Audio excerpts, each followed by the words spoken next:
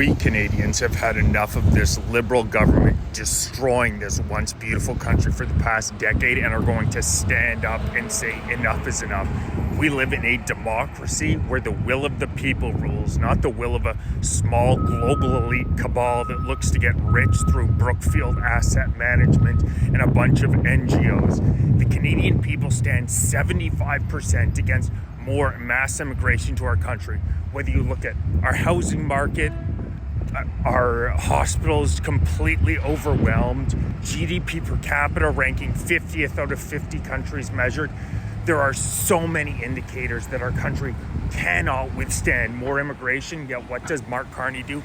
He comes out and he makes an announcement that another 1 million people are going to be allowed into this country in 2025. This despite the fact that an overwhelming 75% of Canadians say enough is enough. We can't withstand it.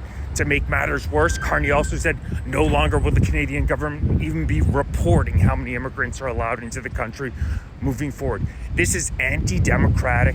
How can you claim to live in a country that listens to the will of the people when overwhelmingly we say enough, yet the elites at the very top of the food chain continue to allow millions of invaders into our country because of the fact that it helps the 0.01%.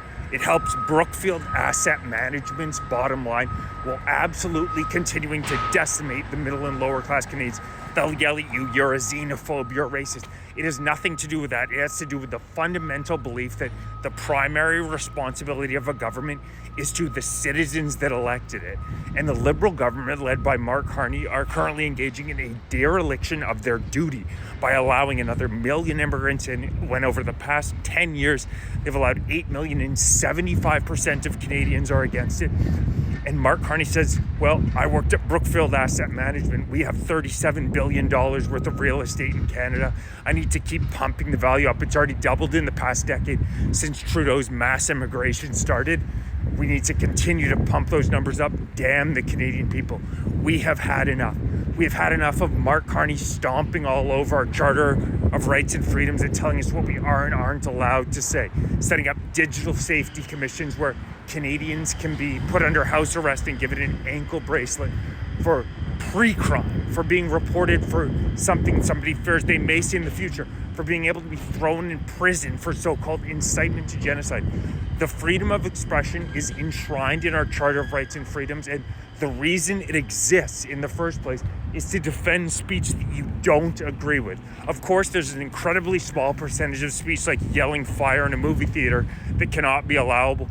But outside of that, it's enshrined in the Charter of Rights and Freedoms.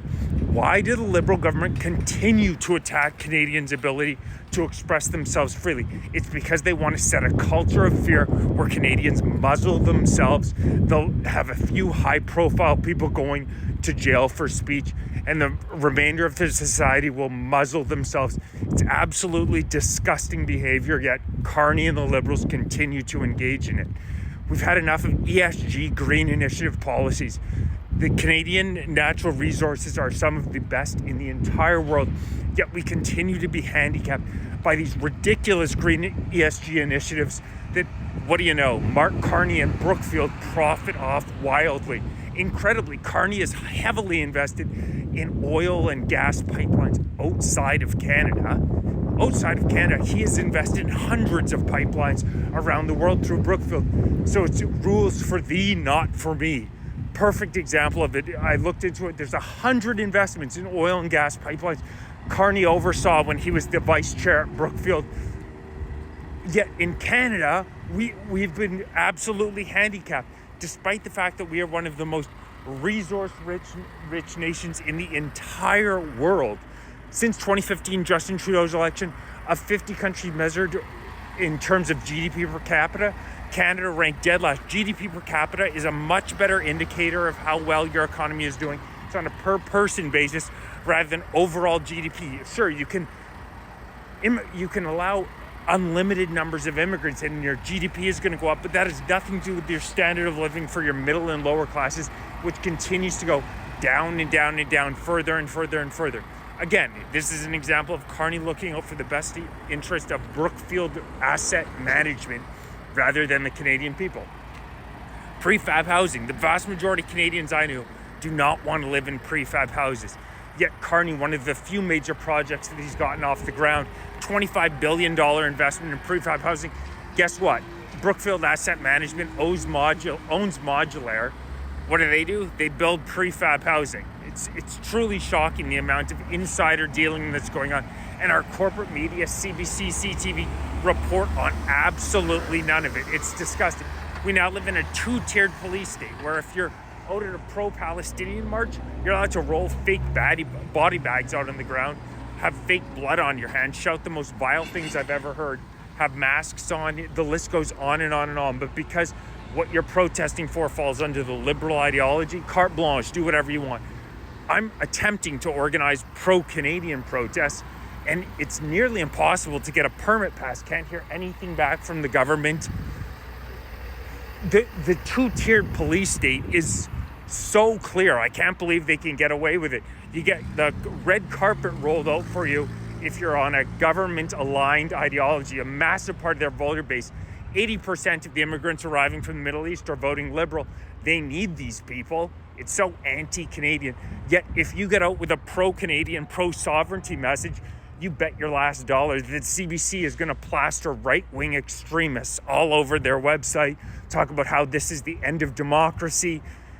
It's truly shocking the way that the propaganda machine in Canada now works, and so many Canadians are silent about it or unaware. CBC receiving $1 billion a year from the federal government.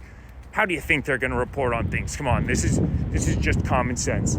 If you're interested in supporting the cause, hit the link in my bio. I have some great gear for sale. Grab some gear, make a donation. I'm looking to set up 2 rallies, Saturday, September 13th, Saturday, September 27th. If you're in the Ottawa area, please come out. We need boots on the ground. We actually need to physically make noise in the streets because clearly overwhelming polling evidence does absolutely nothing to move these people.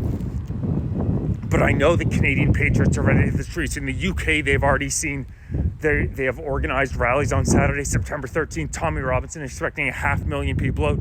I know in Canada, it's going to take a while to get some momentum going, but we're dealing with the exact same issues the UK is dealing with.